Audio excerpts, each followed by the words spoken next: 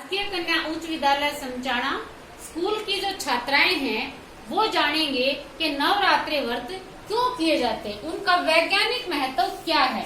बेटा कुछ भी किया जाता है हमारे आसपास, हम कोई व्रत कर रहे हैं या कोई भी जो हमारा त्योहार होता है, किसी भी तरह का हम धार्मिक कोई भी फंक्शन जो हम करते हैं उसके पीछे एक वैज्ञानिक तर्क होता है। आज हम बच्चों के साथ डिस्कस करेंगे कि नवरात्रि जो व्रत है उसका वैज्ञानिक महत्व क्या है।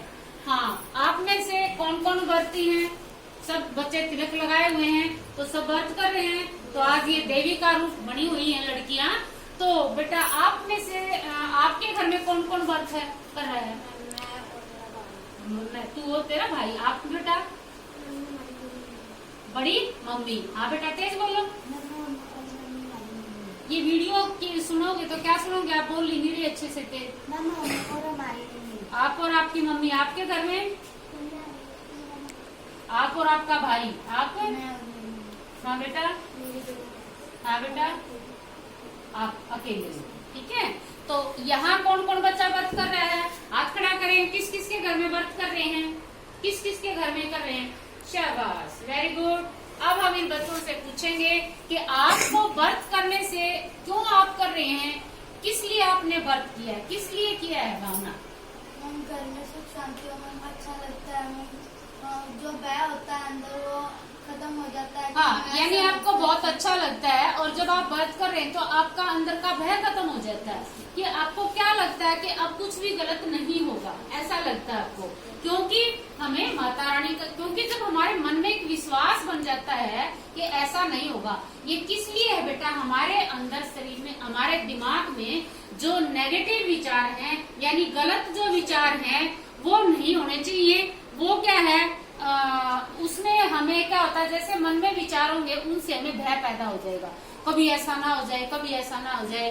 तो सबसे मुख्य रूप से क्या ध्यान रखना है कि हमारी एक सोच है वो सकारात्मक होनी चाहिए कि हमारे साथ कुछ भी गलत नहीं होगा। जब हम व्रत करते हैं तो हमारे विचारों में बदलाव आ जाता है। ये क्या है? वैज्ञानिक महत्व है। हम अच्छा सोचते हैं कि अब हमारे साथ कुछ भी गलत नहीं होगा। नंबर 1 वैज्ञानिक तर्क मिल गया। नंबर 2, आप खाना में क्या खाते हैं बेटा? कुछ खाते हो व्रत में? क्या खाते हो? दूसरे दिनों से क्या फर्क है? व्रत के दौरान आप क्या खाते हैं? आप बताएं। क्या नहीं खाते? क्या नहीं खाते? अन्न और लहसुन और प्याज और नमक। अन्न नहीं खाते हैं आप। मुख्य रूप से क्या है? अन्न नहीं खाते हैं। आप बेटा? हाँ, अब यहाँ इन बच्चों ने व्रत किया है। अब इन बच्चों ने व्रत किया है, जो भी बच्चे व्रत किए हुए हैं उन्होंने अन्न खाना छोड़ दिया है। इसका क्या मतलब है बेटा? खाते तो ना वो हल्की फुल्की चीजें खाते हैं, जैसे फल खा लिया, दूध पी लिया, ऐसा हल्का खाना खाते हैं। रूटीन में जैसे हम अनाज खाते हैं, ज्यादा खाना खाते हैं, जी मर्जी जितना खाते हैं उसको छोड़ दिया। यहाँ पर वैज्ञानिक तर्क क्या है कि अब जो ये बदलता हुआ मौसम है इसमें कभी गर्मी होती है, कभी ठंड होती है, तो जो सूक्ष्म जीव होते हैं जो हमें बीमारियां फैलाते हैं वो बहुत जल्दी पनपते हैं। सभी बच्चे सीधे होके बैठे, ध्यान से सुने। वो जल्दी से पनपते हैं, ज्यादा मात्रा में पनपते हैं। तो उससे क्या होता है, हमें बीमार होने का डर रहता है। मौसम परिवर्तन के समय इसी टाइम ज्यादा व्रत आते हैं। तो इसका वैज्ञानिक महत्व क्या है व्रत का कि हम हल्का खाना खाते हैं, बहुत कम खाते हैं। ऐसा करने से जो हमारा पेट है वो बिल्कुल साफ हो जाता है, किसी तरह की बीमारी के हम शिकार नहीं होते। आगे अब सर्दियां आ जाएंगी, फिर हमें ज्यादा बीमारियां नहीं होंगी।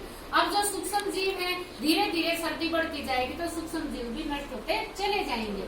तो व्रत करने से जो हमने मतलब ज्यादा खाना खाया था, हमारे शरीर में कुछ गलत प्रभाव था उनका। माइक्रो ऑर्गेनिज्म जो सूक्ष्म जीव है, पेट दर्द हो रहा है, सिर दर्द हो रहा है, तो उससे हमारी क्या होती है? हल्का खाने से पेट की सफाई होती है। पेट की सफाई होती है। जैसे आप देखेंगे दिवाली का जब त्योहार आता है तो हम पूरे घर की सफाई करते हैं, वैसे तो हम रूटीन में करते हैं, लेकिन उस समय हम बिल्कुल हर चीज को साफ सुथरा करते हैं। ये भी एक वैज्ञानिक तर्क है। हर चीज का कुछ न कुछ मतलब एक बहाना बनाया हुआ है। मैं मुख्य रूप से उसका क्या है, एक वैज्ञानिक तर्क है। पेट साफ होने से हमें क्या होगा? बीमारियां नहीं लगेंगी।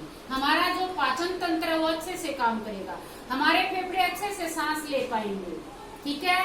दूसरा क्या करते हैं बेटा, आप सुबह सुबह जोत वगैरह लगाते हैं, अपने घर में हवन वगैरह करते हैं, उससे भी क्या होता है, सूक्ष्म जीव नष्ट हो जाती है। समझ गए? तो ये भी क्या है, तीसरा इसका वैज्ञानिक महत्व है कि धूप लगाने से, हवन करने से जो सूक्ष्म जीव होते हैं वो सारे के सारे नष्ट हो जाते हैं। 3 हो गए वैज्ञानिक तर्क। और आप क्या करते हैं, कुछ बच्चे मैंने देखा है बेटा नंगे पैर भी होते हैं।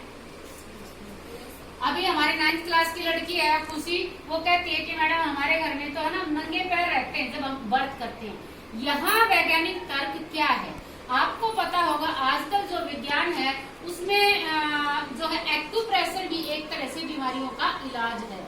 जाते हैं ना हम फिजियोथेरेपी करवाने जाते हैं, एक्यूप्रेशर करवाने जाते हैं, उससे बहुत सारी बीमारियों का इलाज होता है। तो यहाँ पर क्या होता है, जब हम व्रत करते हैं, हम नंगे पैर चलते हैं, तो हमारे पैरों के अंदर कुछ संवेदनशील जो हैं पॉइंट होते हैं, जब वो दबते हैं तो हमारे शरीर में अलग तरह के बदलाव आते हैं। समझिए इस चीज को। तो नंगे पैर चलने का ये महत्व है। और क्या करते हैं बेटा, और आपने देखा होगा कई बार हमने सुना भी है कि धरती में बिस्तर लगाते हैं, चारपाई पर नहीं सोते। उनका मकसद क्या है, ध्यान देंगे सभी बच्चे, जब हम चारपाई पे सोते हैं तो हमारा बीच का हिस्सा नीचे होता है और जो सिर वाला हिस्सा और पैर वाला हिस्सा थोड़ा सा ऊपर होता है। इधर आप देखेंगे बेटा, तो उसमें जब हम प्लेन जगह पे सोते हैं, जैसे कि हमने नीचे पर वो लगा लिया है बिस्तर, ऐसा करने से हमारी जो कमर है, हमारे कंधे हैं, ये सब बिल्कुल सीधे हो जाते हैं।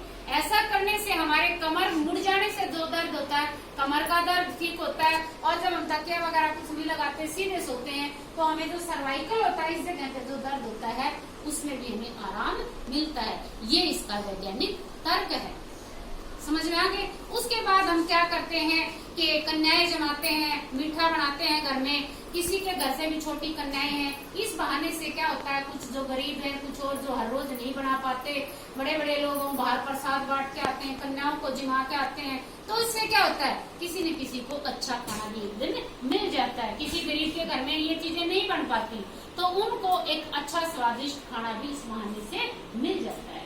तो इस तरीके से हमने ये जाना बेटा। और यहाँ पर तिलक क्यों लगाया जाता है, ये जो जगह होती है हमारी संवेदनशील जगह होती है, जिसमें आपने कई बार सुना होगा कि तीसरा नेत्र, यहाँ पर एक ज्ञानेंद्रिय होती है।